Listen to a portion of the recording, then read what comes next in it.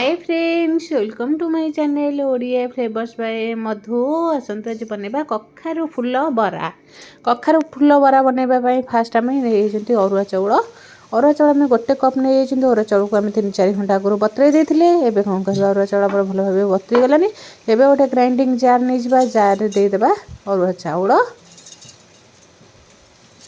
गोटे कप अरुआ चाउल आम आधा कप देले आधा कप रखिदे जी दरकार से देवे ना जदि सब दरकार सब भी देपारे।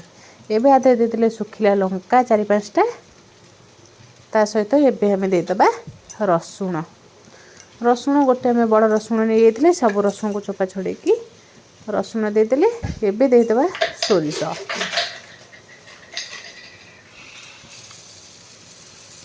सोरिष आम 2 स्पून हम सोरिष देते। एवं देदेबा 1 स्पून जीरा।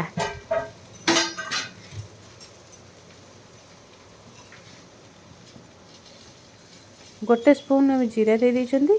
एबे कौन करबा तारको अल्प टिके पानी देके गोटे आधा कप पानी देदेले। एबे को भल भाबे ग्राइंडिंग करी नेसबा। देखंतु पूरा एमती फाइन पेस्ट कर देले। पेस्ट को गोटे जगह रे रखि दबा। देखंतु केते बढ़िया से चिकन करके हम बाटी नेसचंती।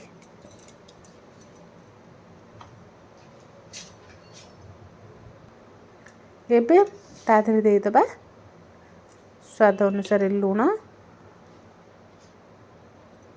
हल्दी पाउडर 1 स्पून आ रेड चिल्ली पाउडर देदेबा कलर आसबा कहीं आगु आम लंका बाटी। एबे कौन करबा को भल भाबे गोले नबा। आगे एमती बढ़िया से पूरा गोले दबा। गोले देले हमर भल भाबे मिसीଯିବ। मिसीगला पर पिठोटा बढ़िया हबा। देखो बढ़िया से आपको ग्राइंडिंग करके आधे अल्प टिके पानी मिसले बहुत बढ़िया थिला। टिके को एमती एई भली भाबे हम रखिबा बरा बनैबा पई। एबे हमर बैटर रेडी होला। एबे कखारू फूल को हम भल भाबे बाछि देइछंदी। बाछि के ताको काटिकी धोई के रखि देइछंदी। बहुत बड़ बड़ साइज रो फूल बरा बनै करी एई वर्ष रे हम फास्ट कखारू फूलर बरा बनैबा। एबे कौन करबा गोटे पैन को बसैबा। फाइन पैन बसैदेले पैन को टिके गरम होगा छाड़ीदेबा। गरम होला पर एबे देदेबा सोरिष तेल। 1 स्पून सोरिष तेल देदेले तेल को टिके गरम होगा छाड़ीदेबा। तेल देखो बढ़िया से गरम हैलानी। एबे कौन करबा कखारू फूल गोटे गोटे बैटर रे बुड़ैबा। ताके एमती तेल रे पकेइबा। एबे हमें साधा कखारू फूल भाजवा। आउ गोटे हमें राशि देकी कखारू फूल भाजवा।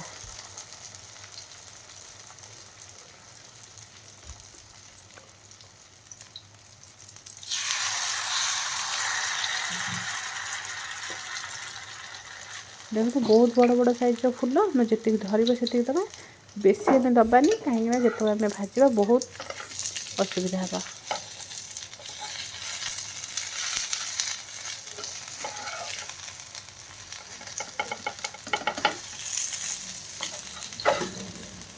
लगी जाऊँगी एमती भल भाव काढ़ीदेवा। काढ़ी तेमें गोटे नवा।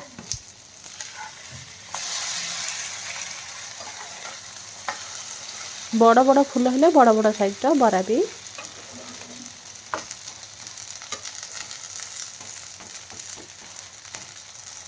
बनवा।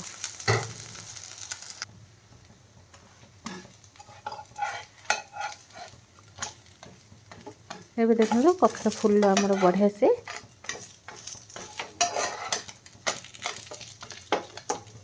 भाजीगला पूरा क्रिस्पी और क्रंची भी। आधे कौन करबा आम चाउल कहीं बाटे बेसन रे पकईले चाउल चूना पकईबा पड़ी था। से आम कौन कले डायरेक्ट चाउल को बतुरे गले पिठाटा कखारू फूल पिठुटा खाइबा को बहुत बढ़िया लगे। जिते आम चाउल बाटिकी बनैबा। एबे हमर फूल देखो पूरा क्रिस्पी और क्रंची हो। कौन करबा प्लेट को काढ़ी नबा। एबे आउ गोटे आम राशि देकी भाजवा।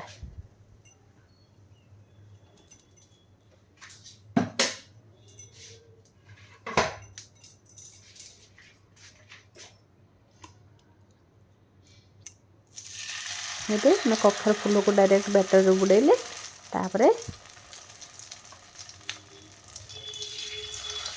ତାକୁ ଏମିତି ତେଲରେ ପକେଇଲେ।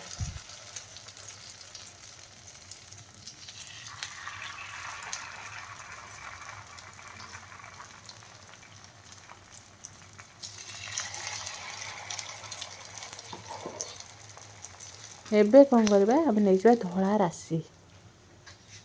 ଧଳା ରାଶି ନେଇଗଲେ ଏମିତି ଆମେ ଫୁଲରେ ପକାଇଦେବା।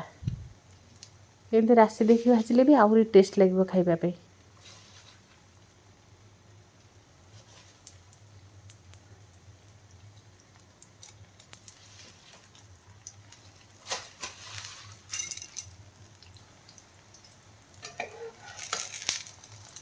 ଦେଖନ୍ତୁ ଏବେ ରାଶି ଫୁଟାଇ ସାରିଲା ପରେ ଆକୁ ଏମିତି ଓଲଟାଇ ନେବା। ବିଲକୁଲ ବି ରେସି ଆମର ବାହାରିବନି, କାହିଁକି ନା ବ୍ୟାଟର ଦେବେ ସେ ବଢ଼ିଆ ସେଟ୍ ହେଇଯାଇଛି।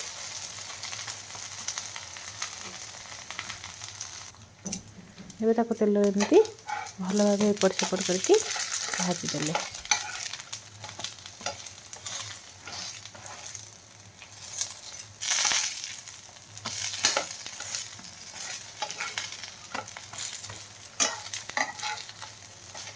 ତାକୁ ଏମିତି ଭଲ ଭାବେ ଏପଟ ସେପଟ କରିକି ଓଲଟେଇ ନେବା। ଏବେ ଦେଖନ୍ତୁ ଆମର ବଢ଼ିଆ ସେ କଖାରୁ ଫୁଲର ବରା ପୁରା ରେଡ଼ି ହେଇଯାଇଛି।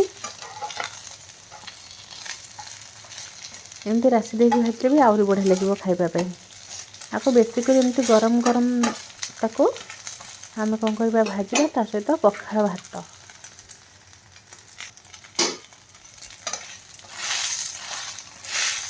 ବହୁତ କମ୍ ତେଲ ଲାଗିବ, ବେଶୀ ତେଲ ବି ଆମର ଦରକାର ନାହିଁ। 1 ସ୍ପୁନ୍ ତେଲରେ ଆମର ରେଡ଼ି ହେଇଯିବ ଏମିତି କଖାରୁ ଫୁଲର ବରା। ଆପଣ ଆଉ ଯିଏ ଚାହିଁବେ ତେଲ ବି ଅଧିକ ଦେଇକି ଛାଣିପାରିବେ।